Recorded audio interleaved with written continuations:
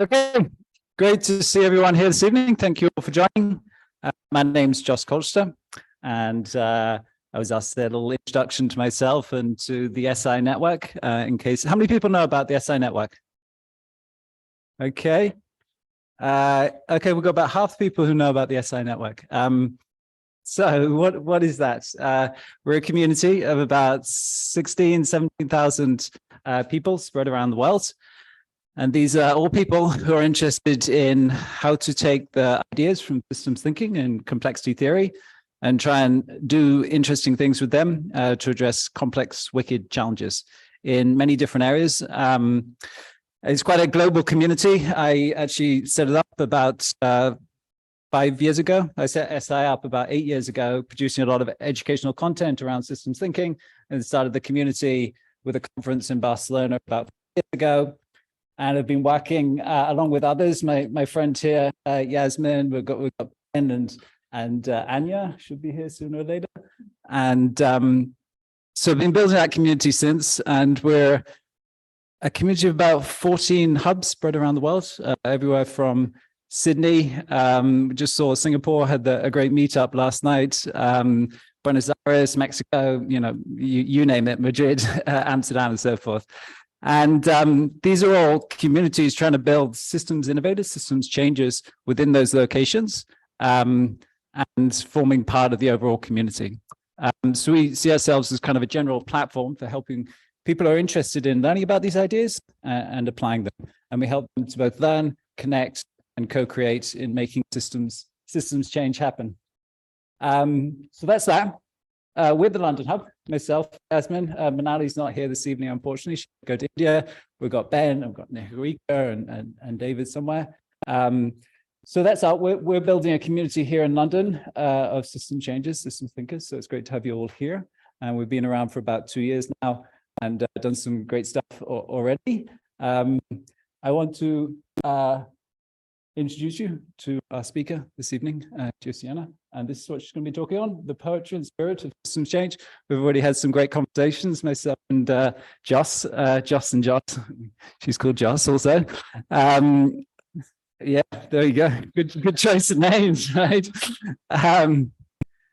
Yeah, actually started this conversation a few weeks ago. I mean, I've known Joss now since that original conference in London about 4 years ago before the pandemic. It was great to connect and have you join. And then we've been kind of following that up. You were actually at the first meetup, right, of the SI London hub. When was that? 2 years ago, just coming out of the pandemic. And great to have you here this evening. And maybe we go on to the next slide if we have it there, just to introduce Josiane. So here she is. She's a poet. Originally from the Middle East, but a Londoner now, and she works with SIX, the Social Innovation Exchange. Okay. Okay, you're from Jordan, though, isn't it? Yeah, you lived in Jordan. Okay, you're a Londoner, though. Okay, great. Sorry about that. So she does program leads for the Philanthropy at Social Innovation Exchange and gets to talk to lots of people around the world about social innovation and systems change. And I think that's where she kind of draws a lot of her experience from. And really looking forward to this presentation, actually. So I'm going to let you talk, and I'll give you this little mic here. Okay, well, while I get my mic set up, what I would love for you to do is turn to the person next to you and introduce yourself, and maybe share a little bit about what your interest was in the topic, right, on the poetry and spirit of systems change. What was it about the title that resonated with you, and what are you looking for through this lecture? I'll give you a few minutes for that and I'll bring you back.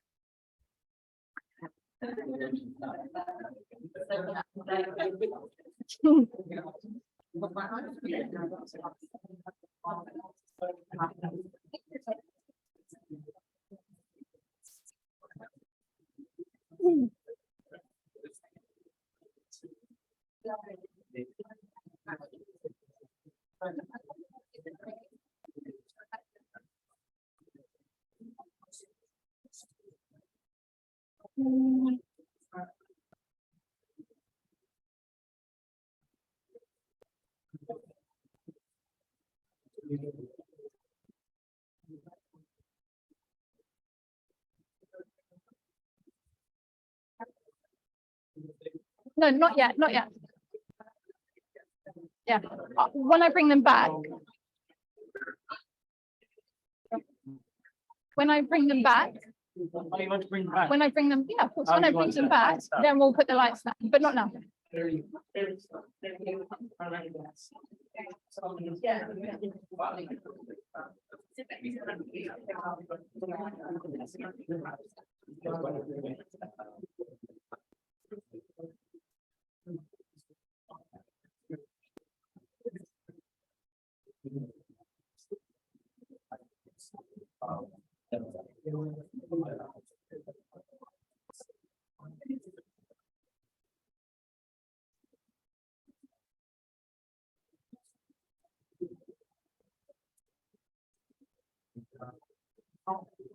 I just text me.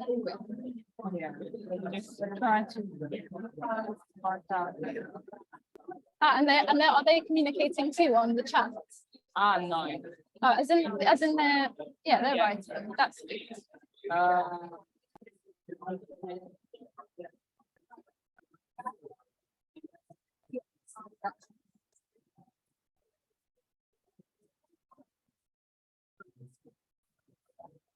all right. 1 more minute.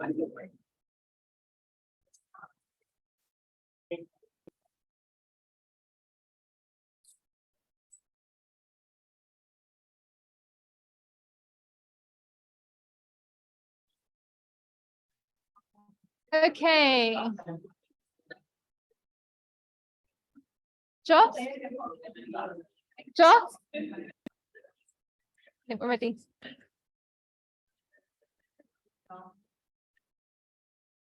All right.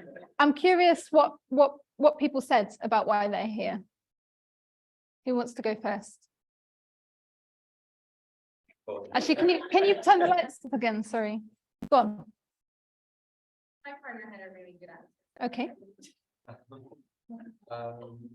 So I was saying my tendency can be to want too much detail when I'm mapped out systems and thinking, and it's also what I have when I'm looking at useful objects, where you really want to explain something and you're following the complexity of it. If you could see the order within it, and you're like, oh, carry on. And what's nice, I mean, sometimes it's like a bit too much, and then I end up like laughing at myself and staring at this thing. But I feel like with the rhythm of poetry, it like, and the cadence like brings you into the next line, and is there with a very much like, you don't have to be, you're like, you don't need to be so absorbed in the moment. It's more about the environment. And the feeling. A great poet. Great poem. One of the lines in it is, since feeling is first, who cares for the syntax of things? And I think that's kind of what you're describing a little bit. Thank you for sharing that. Who else? About poetry is about really putting it off and summarizing complex concepts. It was actually one of my last friends at the university many years ago that was saying that to be an economist and to actually learn more about economics, you should see poets out there. So yeah, because they're sad sometimes, melancholy, but at the same time they really understand how to summarize complex problems in a little words. Also, poets are dangerous. It's true. Very They dangerous. do damage. Very dangerous. What else? Who else wants to share? Maybe 2 more? Picked up on the kind of the spirit element, the title, which I love, the spirit of system change, which feels really apt to me. As kind of systems change work that we've all done, like external tools, approaches that we discussed the day, and really connected to your inner self and how you create the world. That is a spiritual practice of some sort. I think. So yeah, I love that connection. Yeah, and I definitely felt the spiritual work that was needed to bring this lecture to bear. It was hard work to be with the spirit in what I was trying to bring forwards. One more, maybe. Go on. Well, it's nicely ambiguous. You could be talking about lots. That's right. But yeah, changing a system requires emotion and meaning and all the things we find. Yeah, and there is one of those things like why. But you have to have all those human details creating an architect. That's right. Yeah. Pete and myself and a couple of others from the community are going to host a tarot picnic on the 6th of June. That's now public, and my face is to that. But yeah, so people are more than welcome. I'm not surprised that that was your answer, Pete. If anyone wants to talk to me about tarot though, and the therapeutic aspects of it rather than the spiritual aspects of it, it's actually quite a profound tool and social technology, I find. Thank you for sharing that. Maybe I should begin.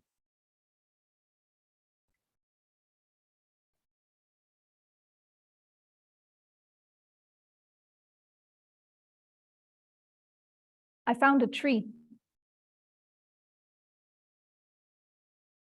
Inside the tree is a life force, coursing through the maze of its sap-filled veins, highway currents speeding up and down, up and down, up and out. The sky is beyond the clustering of darkened leaves.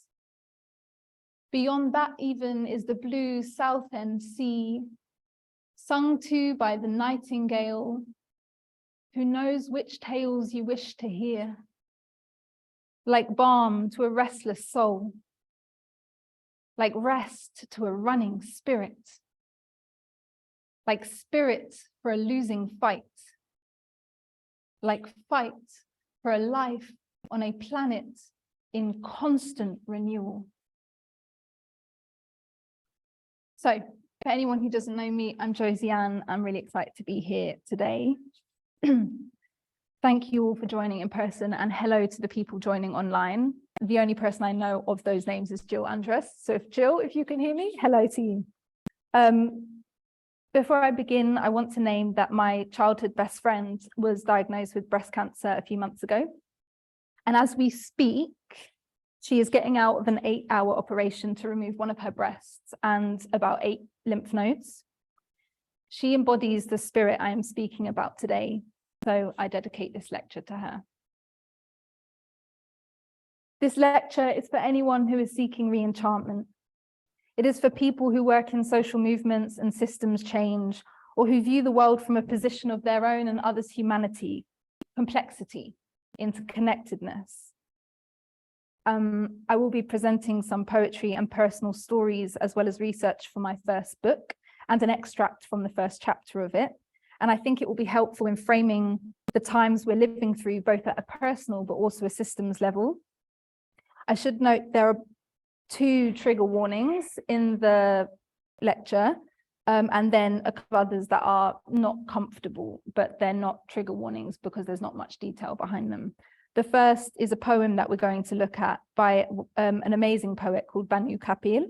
And she mentions in the poem about the National Front in 1979 in a very Asian neighborhood in Southall, West London, near where I grew up. And I have a photo on one of the slides which features the National Front flag. I'm going to name that now. If you don't want to see that, as I would not want to see it, feel free to step out. Also, it's not, there's no violence, there's no explicit violence in the photo. It's just a flag that obviously carries an implicit violence in it. It's first thing. Second thing is, I mentioned Sarah Everard in the poem, so I'm speaking particularly to the women in the room. If that's an uncomfortable subject for you, I go into quite a little bit of detail about that time and its effect on me. Do what you need to do. Trigger warnings are there to know, so you know that it's coming, something is coming, and if you feel uncomfortable at any point, you walk out. Or afterwards, maybe just be more gentle with yourself. Maybe that's all I need to say on that. So, the book that I'm writing, I wanted to reflect what I've observed about shifting systems to fuse the more academic research and language with poetry and stories. in order to bring about a felt sense of what this book is reaching for, I would like to leave you with the feeling of hope about the work that you do and even the person that you are. To feel more inspired, to be part of the change in your own ways, and to connect more to yourself and to others in the room. I've learned that without a sense of togetherness or purpose, we are very significantly limited in our capacity to make change. The thing is, I've felt that much of systems discourse and practice misses this vital piece about how people get caught in the clasp of a crumbling system, a paradigm in flux, an era in its last breath, and how these people, real people like us, are observing this change in real time, making it and being made by it. In the systems thinking world, we can take a snapshot in time through models and frameworks, but we fall short in describing how massive dynamic social change is being experienced in real time, like right now, how it is felt on the insides, how it happens first in the hearts and minds of real people, the slow as well as sudden nature of it, and how a series of seminal moments can mark a point of no return. I think my big question for years now has been about how social change actually happens, not technically, but as waves, as a spirit, as a force to be reckoned with. So I spent the past year researching for a book on the phenomenon of the zeitgeist, which means spirit of the times. For anyone who doesn't know, it's a 19th century German concept popularized by Hegel in his book, Phenomenology of the Spirit. One of the things I learned through research for this book is that metaphors are basically tools which close the gap between the abstract space and the real world. So more than an intellectual study, zeitgeist became a portal through which to explore the invisible and mystical and durable forces behind the things that spark and sustain today's social movements and moments of great reckoning. Some have called zeitgeist a form of creative intelligence. It galvanizes people towards our own evolution. And it does this by blending the experiential, what we see and we feel in ordinary moments, with the idealistic, what we believe and feel as people. It then tells us a story about how these elements come together to catalyze new waves of cultural energies, social moods, meanings, and practices, and they go on to form new institutions and infrastructures. Through the zeitgeist, I'm reaching for this notion that a particular cultural or societal moment is as much something that we are influenced by as it is something that we help to create. I'm trying to bring us closer, not just to the sociology of social change, but also to the spirit of it. It's not a religious book that I'm writing, but nor is it entirely secular. I am reverent of the mysteries of what happens when people on planet Earth gather in unison, standing on the precipice of nothing being the same again. There is nothing good to go back to, is something I heard a lot during the pandemic. For my day job, I work for the Social Innovation Exchange as their program lead for Philanthropy.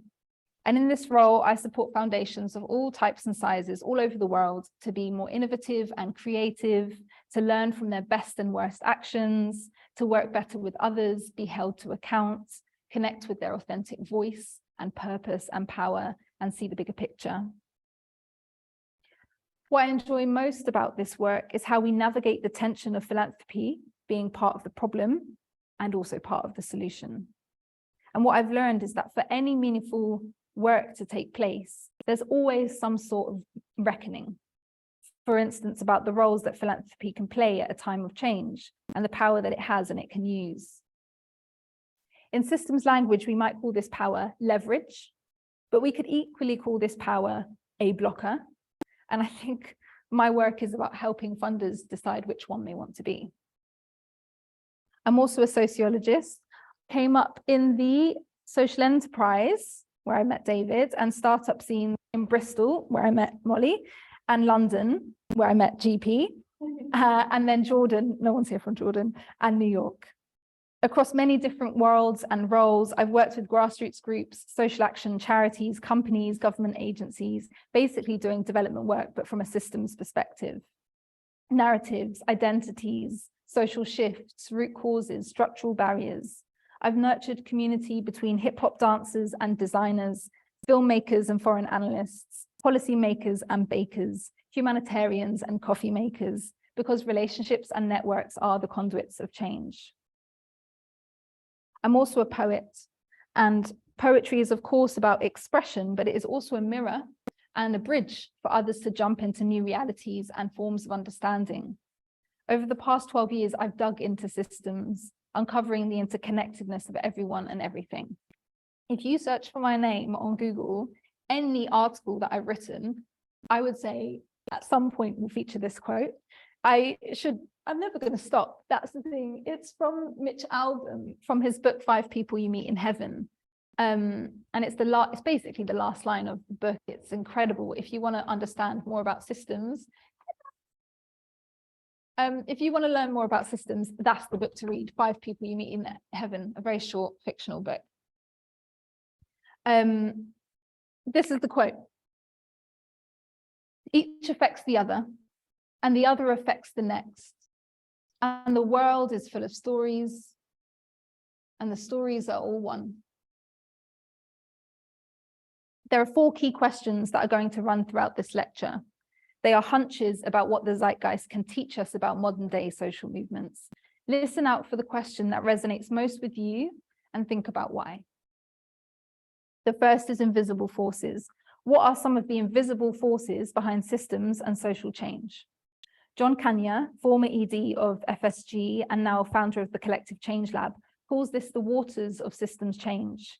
The waters are conditions and constraints like government policies, market forces, knowledge gaps, narratives, incentives, power imbalances, norms, and goals.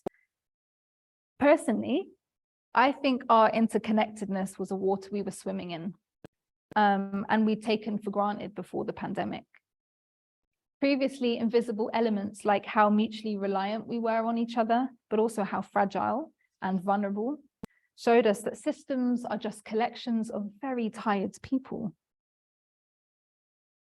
And these people are people we owe a lot to, but they are also people we are at the mercy of. It brought us, when the invisible force of our interconnectedness became apparent, it brought us into new social contracts and codes of behavior. We understood intimately that for healthy and robust systems, we need healthy and robust people. The second question is around how we humanize systems discourse by putting people and culture and stories at the heart of it. For sure, I've called this the human spirit. Rather than focusing on very abstract, overly scientific or technical ideas, I want to find new ways to explore the psychosocial, the internal and interpersonal experiences of change, to speak about systems through the lens of the human spirit, to tell stories about the real messy people who are changing systems and also affected by their changing. Bayo Akomolefe, founder of the Emergence Network, asks the question, what if the way that we respond to the crisis is also part of the crisis? And Claire Milne, founder of the Starter Culture, has been developing a body of work around inner-led change, believing that what's needed right now requires approaches that support radical shifts in our consciousness and also our ways of relating. I'm drawing from Robert Putnam's book, Bowling Alone. Thank you, David, for the reco. And a lot of the published works from Perspectiva, like The Entangled Activist by Anthea Lawson and The Politics of Waking Up by Indra Adnan. Through these works, it became clear to me that culture, meaning, identity, they are ongoing negotiations. They're a constant zooming in and zooming out between the self and the system in real time. The third element is around Genesis stories. What are the long histories and backstories and hidden work that dispel the myth of sudden change? How does something become salient in popular discourse? What does a social tipping point truly take? Rebecca Solnit, in her widely read Guardian article, Hope is an Embrace of the Unknown, which I probably should get royalties for at this point because I talk about it all the time. She describes this as comparatively small gestures that mushroom into successful revolutions. Comparatively small gestures that mushroom into revolutions.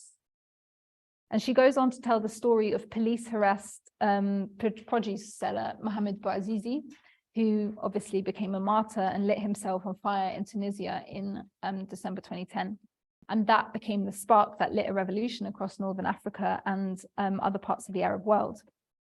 Sonnet says that you can tell the Genesis story of the Arab Spring in the quiet organizing that was going on in the shadows. Like the comic book about Martin Luther King and civil disobedience that was translated into Arabic and widely spread, distributed in Egypt shortly before the uprising. So I was curious about what happens when ordinary people care about something and then gather around it, show up to the fight day after day, and how that long work then flashes into something that sometimes goes on to bring down an entire system. Zaf is my colleague, and he and I were just on a call, shout out you. We were just on a call actually with someone who works for a UK foundation, and her question is perfectly summarized with, how does a moment become a movement? And this is the small gestures that mushroom into a revolution. The fourth and final element of the lecture is around how mysticism could be used to enrich and re-enchant social and systems theory. I want to explore and have explored personally how the heart and body and soul could be invited into these discourses. I'm thinking about social resonance, social consciousness, the butterfly effect, collective power, collective trauma and healing, collective malaise and other social moods like that, the feeling that we are greater than the sum of our parts, movement as a social force, but also movement as a very deeply individual experience, i.e. to be moved to action or to be moved into tears. Timothy Malnick, founder of Different Space, calls this activism as alchemy. So we are going to read a poem by Banu Kapil, and then we're going to answer some questions around it. We're going to apply these 4 threads to the poem. Can I have 2 volunteers to read? You're going to you're going to split in half. Yes, thank you so much. Over here. Thank you, my love. You take the messy one that got crunched in my bag. Who else wants to read? Thank you. All right. Can you read up to see a white face? There. And then you read the last stanza and the last line. Is that all right, then? Thank you. Okay. Yes, stop. Next was the race riot scene. In April 1979, I was 10 years old. This is a short essay about Philanthropy. It's about Google's Icarus. It's about a girl walking home from school at the exact moment that her neighbor raised up and stopped laughing his time. It's about impartial and irrelevant nudity. It's about the normal as a form that processes a part of the scene that doesn't function as an image, as a defeated yet still live mixture of materials that a race riot is made from. Think of the sky. Think of the clear April day with its cardinals and late afternoon rain shower. Think of the indigo sky blurring over London under it. Think of Blair Beach, the anti-racism campaign, and recent immigrant from New Zealand who died before this day's out. Think about the sidewalk set to get the immigrant. Think of a colony. Think of the red and white diagonal radishes in a tilted box on the pavement outside Dockwell and Son, on the corner of Uxbridge Road and Lambridge Drive. Think of the road, which here we call asphalt. There it is bitty. It is a dark, still open, milky oil scheme. Structure, Labour still in power, but not for long. It's 1979.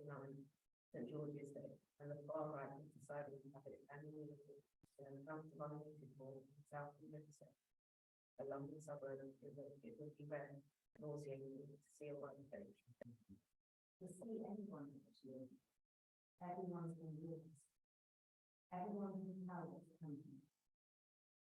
not a riot at this point, but a simple protest in an outlying area of London. Beginning of the suburb of Anglian. We all belong to the curtain and lie down.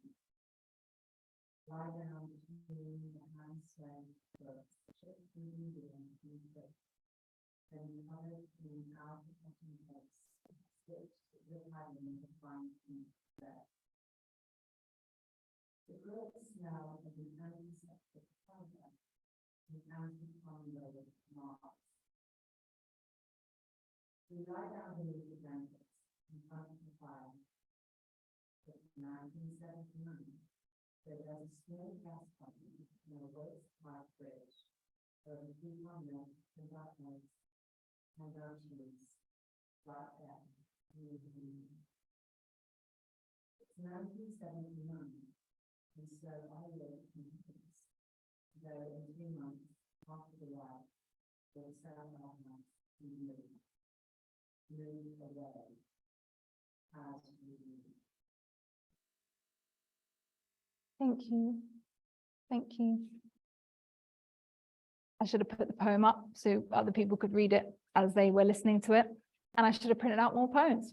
So what I would like us to do, as we're going to talk about the poem now, I'm going to find it and put it up on the screen, and you're going to split into 2 groups. So you'll have the piece of paper between you. But we're going to take some time now to look at this poem and use it as a tool to look at the invisible forces, the human spirit, the Genesis story, and the mysticism that is involved in this poem. So what I want us to think about is, where were the invisible forces in the poem? She mentions the National Front, for instance. They're encroaching on the space in Southall, but they're not mentioned much more. Or the invisible forces of what 1979 means. She says it all the time, it's 1979. What does that time represent? What waters is the poet swimming in? What are the points of interconnectedness here? If anyone's been to Southall, they know everything is connected and busy. And so think about that. In terms of human spirit, I'm wondering what ways this speaker is responding to the crisis that they're in that moment. In this poem, we hear her under a blanket by the gas fire with the windows boarded up. In what ways are they caught in a changing system or part of changing the system? So in this moment, the National Front are popular and they're on the streets a lot. And we still have racism in the UK, but we don't have as many National Front protests. So what has changed about the system that we're in, and what is still changing? How was the speaker describing change on the inside? In terms of Genesis, I'm curious about the backstories or histories or forms of hidden work and organizing that are implied in this poem. If you look at these scenes, for instance, this source is from The Guardian. There are big protests in Southall saying no more. That's a long and hidden work that actually brought down the National Front's base, basically, in Southall. It's a fascinating story, an archive of work. But that's a backstory, that's a genesis of a movement that I feel has got us to where we are today. And then lastly, about mysticism. What language and form does the poet use to describe a social mood? I'll just take this poem quickly. What's interesting about this poem, for instance, is that it's written with its text to the end of the page. It's pushed to its edge. And that there is kind of maybe the language that the technical, very professional, cold language that the poet is using to describe a very vulnerable situation as a 10-year-old child is a distancing technique. And the form is to the edge. How does that represent the moods that she was in at the time, and how she can share her experience in a way that will be validated by basically a white audience? If she speaks from a personal spirit, will it be listened to, or does she need to speak in a professional and academic language, for instance? And then, yeah, questions around collective power and collective trauma and healing. and thinking about movement in the poem, where there is or where there isn't. So let's split you into two groups, one piece of paper here and one piece of paper here, and I'll get the poem up as well. Maybe, Oride, you can go into one group and you go in the other, and maybe you start the conversation, answer any of these questions that you want. I'm going to give us a good amount of time to just chat here. So yeah, maybe just move your chairs and split. Is there Wi-Fi here? Okay. Oh, this is my laptop. Okay. No.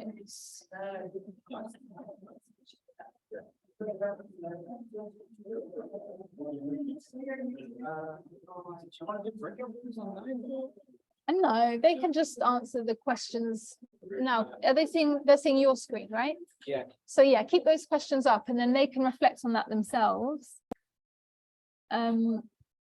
How would I make this bigger? Like 10 minutes, actually. That's not big enough.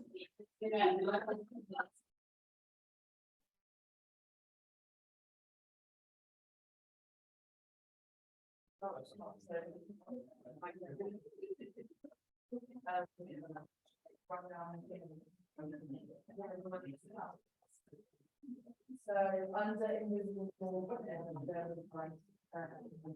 what's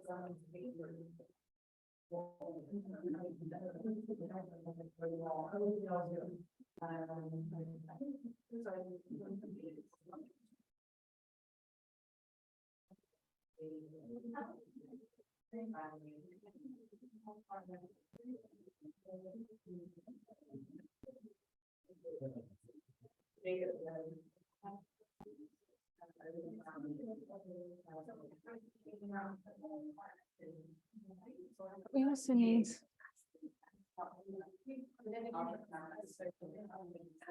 We need the question. Oh, hang on. Here, yeah. Here are the questions. Great. Are we referring to the whole piece of text or just the part that I read, bottom paragraph? Any part that you want to refer to. Yeah, don't. Yeah. Got about 10 minutes. You've got plenty of time. Maybe even more than that, actually. I will give you a 2-minute warning. You've got about 10 or 15 minutes to discuss this, so relax into it. And if you want to split this group into two, then you can, because the poem's up there as might be easier. Do you want to split in half then, two groups? Okay.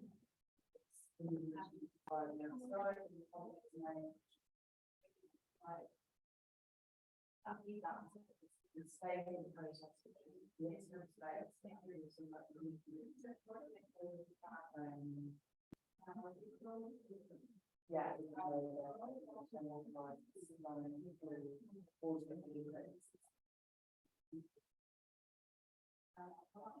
I think your friend shared the poem here in the chat. Sure.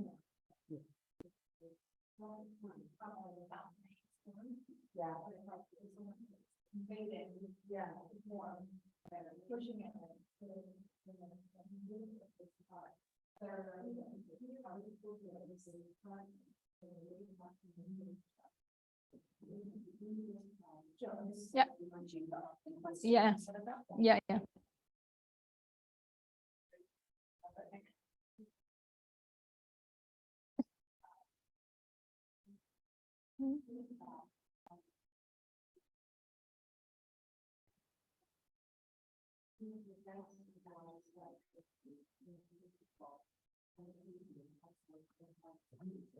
What you want? Sure.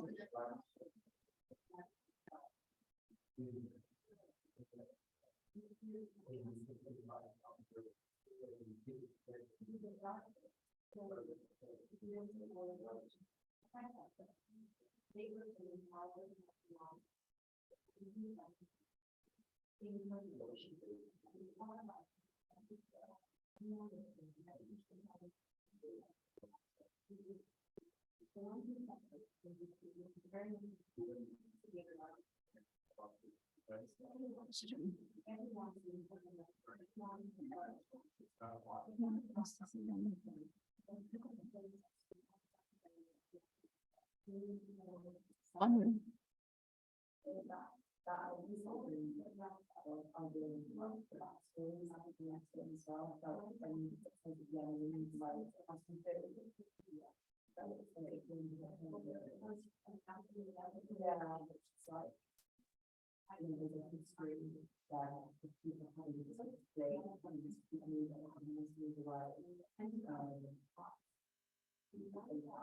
Thank you.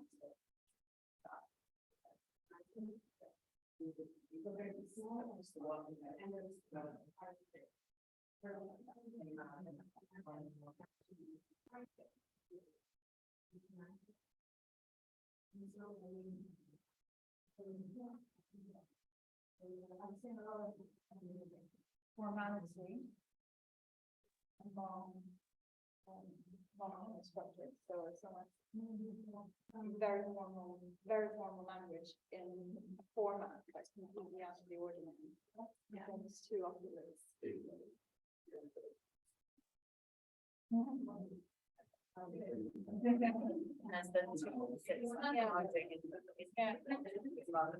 that's what I'm saying. It's the way that it looks is a style. You can get it on your phone as well. Do you want to?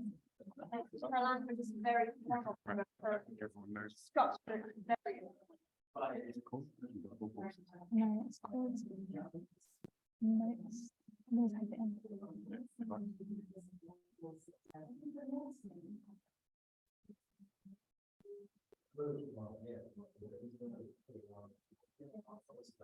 Do you think after like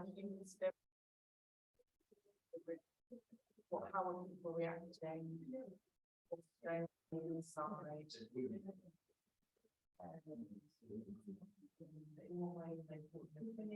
Yeah. So, people can also search it on their phones, by the way. I should have mentioned that as well, in case you want to have it in person. Yeah.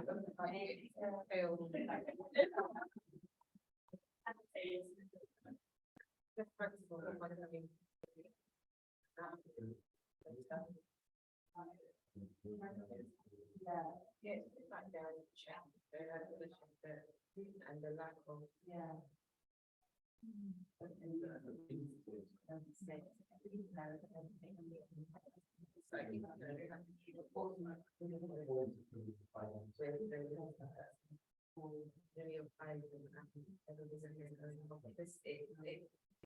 and sometimes it doesn't feel like the message has changed.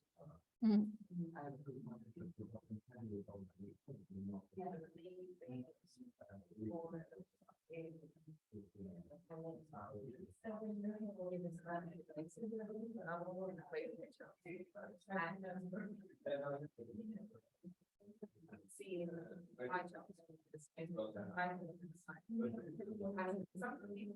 feel people worse because it should have been different. Now, I promise if you expect it to the future, so you should have experienced it. Yeah. So then maybe them like that's worse.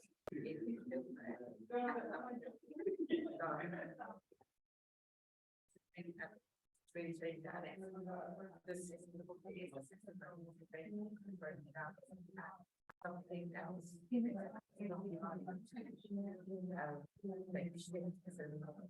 scared is actually the whole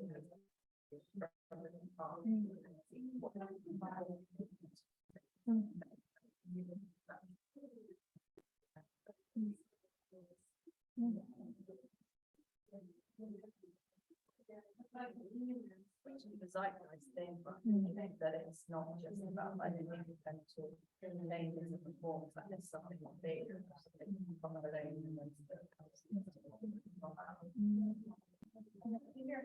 she's hiding from uncertainty. I think the biggest part changes, the confusion, the rights when in the middle, changes water, we don't know what's on the down central rights. And that can be even more scary than what's happening. I'm not there. At the same time, when it's describing like the eggs in the fridge and the fridge just being in the kitchen, it's really, really normal. It's like taking the time, it's like it could be any time. So when you're saying that things aren't necessarily changing, if it didn't say 1979, if it didn't name certain events, it could have been written a couple of years ago, right? Or like very, very recently. I mean, it being waters, like sadly they are very, very similar. And the idea of someone doing the Doc Martens, like, yeah, they're very much simple. You can imagine what some of those people would be like. You had the Elton riots, like, well, a few years ago, like those things are still going on. So yeah, like the small tweaks and changes would be lovely. Maybe the waters aren't that different. I suppose it's interesting the extent to which looking at this being a bad point, like obviously this is relatively recent. Yeah, I think 2011. And the sentiment obviously 1979 was that right at the end of the political era, the social democratic consensus era was about when the public capital barracks could come into power and yeah, can you see a sense of that? Maybe writing this kind of thing out, have we done another cycle of the whole thing over the years? In some ways, everything the same induction, a simpler position. With that link to the interconnectedness, the idea that it's still present, the idea that those things seem really, really normal, the idea that even though it's talking about certain demographics, it could be anybody. They link it to certain groups that maybe are more pertinent than others. So like it still seems very relevant. And there's something surreal about that as well, isn't there? That it's describing a reality that you know is in the past. It's naming a date that's long before, you know, is long, not too long ago. I call my. That's exactly what I was going to say, David. That's exactly it. Exactly. But actually, the surreal element is that she's naming a time. She makes a point of it, but actually, we know that it's not 1979, and yet there's that feeling of tension. What I found so curious about this poem is the way that she described, like, we know the forces that are coming on the streets and in her room against her and against her home. We know it and we can feel it, and that's what she's describing through the poem, which I think is really, really well done. Did you have something to share? I was just reading it, and what I observed is in the first paragraph, it's more like outwards, and as they go below, it's more inwards, like indoors. They're describing the interiors, and that shows the like being before in the initial stages, they were like open, that change is gonna happen. But when they lost hope, like getting in, that I was just observing to the inside. Yeah.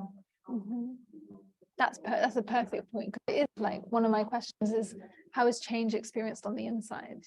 And we talk about it always as external force, but the really beautiful thing that she does is talk about change on the inside of the home and then on the inside of the self. And I just think that's excellently done.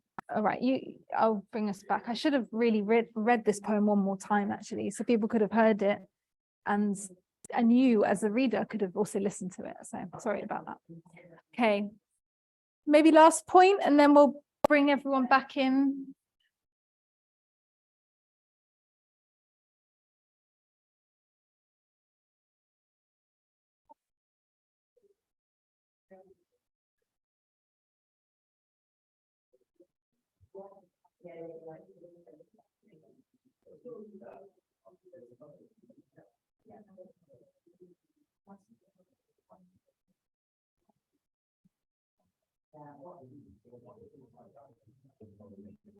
Ross, if I had wanted to print off more piece of paper, could I have done that here?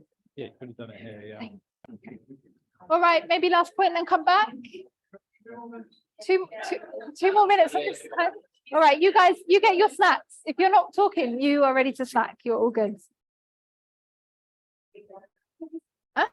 No, they're going to finish. They've got a couple points to finish, but then, yeah, you can turn around.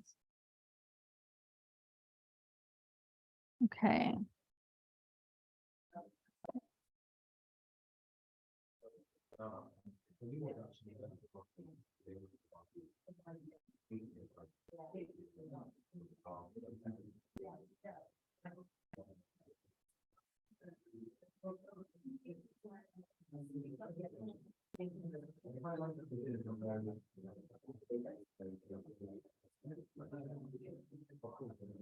You going to the bathroom? No. Good, because it's very far away.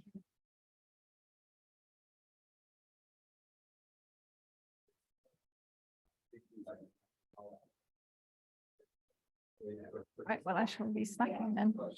These people have revolted.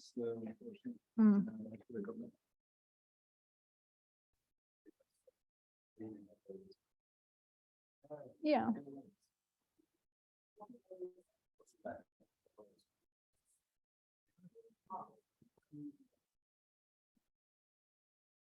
I should say you can also get the poem on your phone. I should have said that. You could have also looked at it on the phone.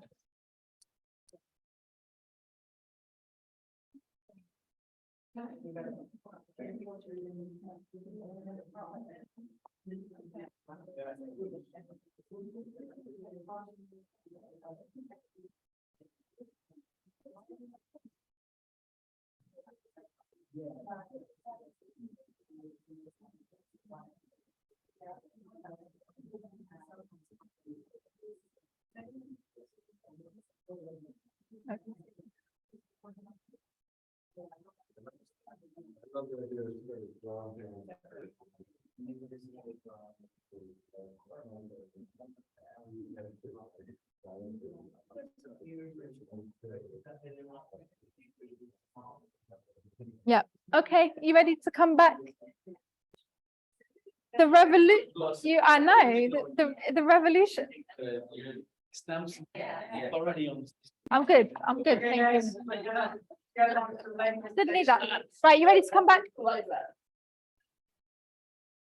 I'm not gonna stamp authority on a moment where people are reflecting on a poem. Like, this is not gonna happen. It has to be organic. All right. Here is some questions that you can also use to apply to any work that you're doing that is involving some kind of systems or complex change work.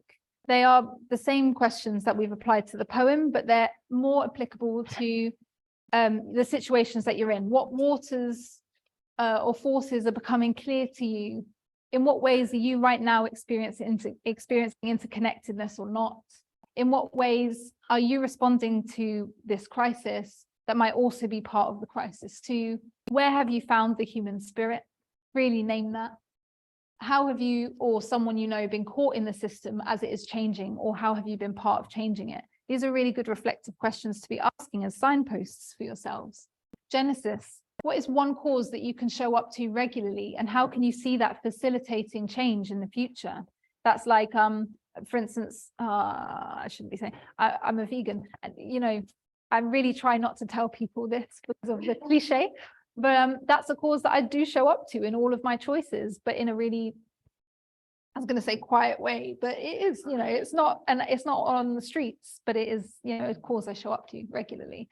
What revolution do you believe that we need? And what is one thing that you can do towards its tipping point? You are the child in this poem, in a way, who is facing a force that is beyond her house. And this force is climate change. This force is racism. This force is misogyny. And we're all experiencing it in different moments. What is one thing that you can do to tip it towards a future, a better future, and any future at all? And lastly, mysticism. How is your heart in this moment? How is your body, or how is your soul? This is a good question me and my girlfriends ask each other all the time. How is your soul doing? How is your heart? What is the social mood that you're in? How do you know it's a social mood? This poem did a really good job of describing that, but there are so many social moods that we cultivate and we create in the work that we do. And I think it's important to name it. And then where is collective trauma or healing or power, collective power being experienced by people? I don't know why it says right people right now, and naming those forces too. I don't think we can do our work without naming those forces. Okay.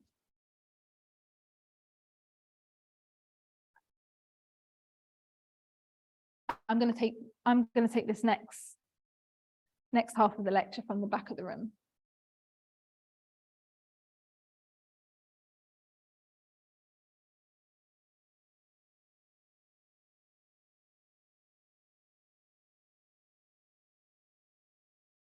Water, stories, the body, all the things we do are mediums that hide and show what's hidden. Study them and enjoy this being washed with a secret we sometimes know and then not. BLM felt like a before and after moment for the world. It reflected the human spirit and deep reverberating resonance, especially around the phrase, "I can't breathe," which took on an almost mystical element in the pandemic. I wondered how the hard work of community organizing had been a sort of genesis story from which hundreds of thousands of people were mobilized to take to the streets in a pandemic, no less. I wondered what invisible forces were building and blocking the ability to influence millions of companies and charities and educational and governmental institutions. Community organizing, educating, and self-resourcing by Black, Indigenous, and people of color had always been around. So what turns this moment into a movement? Through my research, I found that there are 8 factors that shape the zeitgeist. The first is proximity of people in place. The second is personal networks and points of mutual coordination. The third is a strong sense of identity or the emergence of one. The fourth is something which has a lure, which promises meaning and harmony beyond the fragmented contents of the world. The fifth is some degree of religiosity or spirituality. The sixth is media, as both a creator of meaning, but also a carrier of meaning. It reflects back to us. The seventh factor that shapes the zeitgeist is our objects and artifacts and containers. Looking at zeitgeists in art and music, for instance, they're referred to as genres or epochs. And then finally, the eighth factor that shapes the zeitgeist is a peak experience in which transformational fullness is felt. Another concept that I came across that I found really interesting is a Greek concept called metanoia. It means a profound change of mind, a transformative change of heart, a spiritual conversion. It's basically a paradigm shift. And it's continually unfolding and becoming, and it's both an ongoing, also a rare and a singular event. A business leader called Chris Houston wrote an article about metanoia, saying that it occurs when something happens that is boundless and unexpected, is beyond reason, is mysteriously compelling, it sparks non-conformity born of conviction, it creates a deeper connection to others and to our own story and our identity, and it works us towards broadened horizons or to a new world. I could see how the factors shaping the zeitgeist, how the factors which shape the zeitgeist and all of these metanoic elements played out in the zeitgeist of the BLM movements. This was a peak experience in which transformational fullness was at times deeply felt. And maybe even it was helped by the waters of the pandemic that we were all swimming in. This breath-limiting and life-threatening global virus reminded us of our very human selves underneath the many systems which had long been taken for granted. It was in between the lockdowns, over intimate home-cooked dinners, that my friend Iris and I would share stories about what fellow XR activists had been doing to mobilize thousands of people into active protest, into arrest, into raising awareness amongst people who were skeptical and indifferent about the climate emergency, people like me. I had understood in an intellectual way that the Earth, as a planet, more than my life-sustaining home, was not in good shape. I could comprehend that the cause was largely the industries that men long before us had built to sustain and even grow an apparent quality of life. I also saw how the concept of a climate in breakdown, stories about freak weather, another species on the endangered list, another ice cap breaking like dust into the ocean, it was hard to identify with because it was far away. So I started to follow various climate activism accounts on social media, learning what the issues, debates, and ideas were. I was passive in my own self-directed education, but I was learning something that was important, and so that's kind of when I started getting curious about what research would look like for a book on the times that we were living through, and all the ways that we were, like the Wizard of Oz, cowering behind the opening curtain. But this was all in the background of my own much smaller world. I had started doing regular somatic therapy, parting with my very hard-earned money to reckon with the deep and rotting root of childhood trauma. And since the kidnapping of Sarah Everard in March 2021, I had been living inside a deeply triggered state. There was a time when everything hurt. The traffic sounds felt like they were scraping at my ears. Texts came in like tiny explosions. Emails were mountains I couldn't climb. I heard neighbors shouting at football scores, like they were screaming through long, hollow pipes. There was one end of day in particular where I felt the purple sky was bitter, like its beauty was only there to taunt me. Nowhere I sat was the right seat. I screamed from my lungs into the blazing music. Sweat stuck hair to my eyes. I sat in the corner of a sauna and burnt my lips with melted plastic. 2 bowls dropped onto tile and my phone dropped on ice. I lost a friend who became a stalker. The police told me to call back if I ever saw his face at my door. I ran in the morning to raps about guns. I spoke to my loneliness over the phone and said goodbye. And it was at this point that the darkness began to scare me. Ordinary objects that had been used to kill and store her, like refrigerators, carpet tape, began to take on twisted and taunting shapes.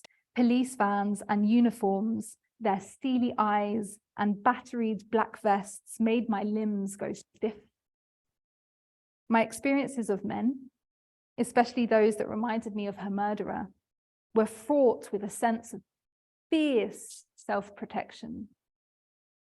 And I was surprised that I was mostly overwhelmed by a feeling of disgust. And unlike the climate breakdown, this wasn't an abstract feeling for me. I didn't just feel that some men represented some system which served to harm and undermine some women, but that in too many ways, for too many men that I knew, they directly benefited from the legacies of power in the workplace, on the streets, in positions of authority, in domestic life. And in this benefiting, were carrying an entitlement to things that I found I had to fight for, and a willing ignorance of everything I couldn't afford to take for granted. The vast majority of men that I knew and heard about from my female friends had very little skin in the game, had not ever shown that they could put themselves in uncomfortable or costly positions, including through basic self-reflective or trauma-based work, in allyship, in favor of my safety, my status, or ultimately my flourishing. My girlfriends and I had spent too much energy, time, and money on being positive forces in the world and in our relationships, reckoning with our own intersectional identities and hold in the ways that we hold power in ways that others don't. I knew it was hard work, but I knew it could and it should be done. I want to share an extract written by Sarah Lebrano in a chapter for Jonathan Rowson's book, dispatches for a time between worlds. When I read it, it immediately made sense to me of why change is so hard at an individual level. She names the cognitive dissonance of having power, whilst realizing that this power requires difficult choices and more influence than we care to carry the weight of. It shows that we need to think about systems change much more in psychological and personal terms. This is what Sarah says. When one feels a sense of agency, a feeling of responsibility for outcomes is also triggered. When one feels a sense of agency, a feeling of responsibility for outcomes is also triggered. And this in turn makes it likely that we will feel a deep discomfort. It is often because of this painful dissonance that people relinquish their sense of agency or project it onto others, like strong leaders. Perhaps people do not only disengage when they feel powerless, but also feel powerless in order to reduce the dissonance. If so, democracy is challenged, not only because some people feel they have no real power, but because the promise of even a little influence leads to discomfort, and discomfort disengagement. The challenge is not only whether power can be given to the people, but whether, unconsciously at least, they really want it. Perhaps they wished to self-actualize, but then they often seemed surprised that they would have to make difficult choices to do so. I heard once that the ultimate claustrophobia is that it all adds up. Looking back, it is easy, of course, to trace the beginnings of different movements against the backdrop of the pandemic. We grew in proximity and invested in our personal and local networks. We became much smaller in our identities as people in lockdown. We searched for meaning and harmony beyond our fragmented and divided worlds. We found a sense of religiosity around rule breaking and rule following. We relied on the media to get wind of the outside world when we were in lockdowns. We captured our experiences in objects and artifacts, from houseplants to sourdough breads. And we felt the peak experience of freedom in between lockdowns or seeing family and friends again. We had been questioning everything, which created a sort of opening for metamorphosis to start to happen. From the systems of healthcare and social care, like how to have cancer in a pandemic, how to keep older relatives well and integrated, how to grow a baby and give birth, or the systems of public planning and financing, where to walk or sit in public, how to do transactions safely, how to queue, the seemingly newfound discovery that urban spaces couldn't give us what we needed, even the systems of relating, how to greet each other, how to onboard a new team member, how to find a partner or make love, how to say goodbye. All of these systems and social technologies were questioned and frankly dangerous. The fusion of this research and poetry and storytelling is my way of searching for a way to place the experience of the self back inside the systems, to name the forward momentum but fatiguing effects of trauma and rage, to reconnect with the human spirit inside movements for change, to remember the long and weaving work of activists and community organizers who have already been through so much, but who stay, ready to be called up and into the birth of new possibilities and opportunities for powerful reckoning. So, as you all know, this was a lecture on the poetry and spirit of systems change. It took me a while to come up with this title. Through it, I wanted to introduce the idea that there is an art and a poetic to making change in our communities and our systems, as well as to living through that change. There's meaning to be grasped, complexity to be translated, emotion to be felt, relationships to make sense of our world through. I found systems literature hard to get through and instead found myself turning to poets and storytellers, mystics and musicians, artists and psychotherapists and friends to process all that was happening. I think I only understood why I began this research once I read that zeitgeist is emotional, ethical, epistemic, and existential. It is the feeling of being alive, the conviction that something matters, the intuition that the world makes sense, and the experience that life is meaningful. In a way, research for this book was my own search for meaning. Thank you.